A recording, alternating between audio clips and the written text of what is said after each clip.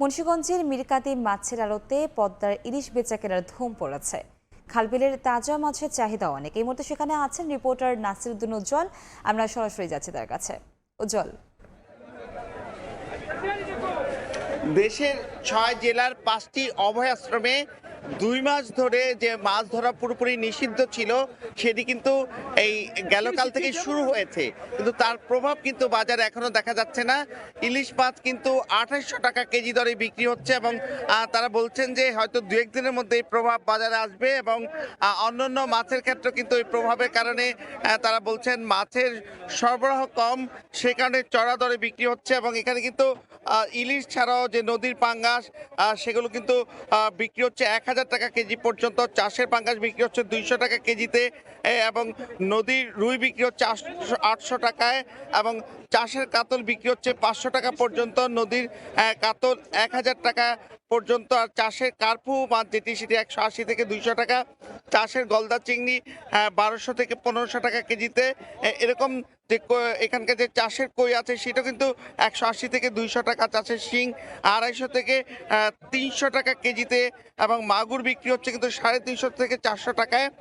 তো এইখানে কিন্তু এই যে ইলিশ মাছ দেখছে, এই ইলিশ মাছ ছাড়া অন্যান্য যেসব মাছ রয়েছে এর মধ্যে আপনারা দেখছেন যে শিং মাছ, সেগুলোতে কিন্তু কাপড়ের রং মেশানোর অভিযোগ রয়েছে, সেটি মানবদেহের জন্য ক্ষতিকারক। এছাড়া যে এখানে চিংড়ি মাছ রয়েছে, সেই চিংড়ি মাছের মধ্যে কিন্তু জেলি মিশ্রণের অভিযোগ রয়েছে। সেই ব্যাপারে কিন্তু যে এখানকার দায়িত্বশীল যারা রয়েছেন তারা কিন্তু যথাযথ তদারকি করছে না বলে ভোক্তাদের অভিযোগ। এবং এই যে মাছের যে চড়া দর, সেটির পেছনেও কিন্তু এই সিন্ডিকেটের কারসাজির অভিযোগ রয়েছে। এবং এখানকার যে বিভিন্ন ধরনের মাছ রয়েছে, যে খালের তাজা মাছ ছাড়াও কিন্তু খাল বিলের প্রচুর বিভিন্ন ধরনের মিঠা পানির মাছ এখানে উঠেছে, আপনারা দেখছেন। এর বাইরে কিন্তু সামুদ্রিক হিমায়িত মাছও প্রচুর আছে এবং শতাব্দী প্রাচীন যে হাট, এই হাটটি কিন্তু মুন্সিগঞ্জ অঞ্চল ছাড়াও নারায়ণগঞ্জ এবং আশপাশের এলাকার এই যারা পাইকার রয়েছেন তারা কিন্তু এখানে মাছ কেনাবেচার জন্য আসেন এবং দেশের অন্তত ১৫টি জেলা থেকে কিন্তু এখানে মাছ আসে এবং প্রতিদিন যে ২ থেকে ৩ ঘন্টা এখানে প্রায় কোটি টাকার মাছ বিক্রি হয় এবং পাইকারি দরে এখান থেকে মাছ কিনে নিয়ে কিন্তু সেগুলো এই আশপাশের বাজারগুলোতে খুচরায় বিক্রি করেন। এবং এই যে খোলা আকাশের নিচে যে হাটটি রয়েছে সেটি ধলেশ্বরীর একেবারে কোল ঘেঁষে রয়েছে।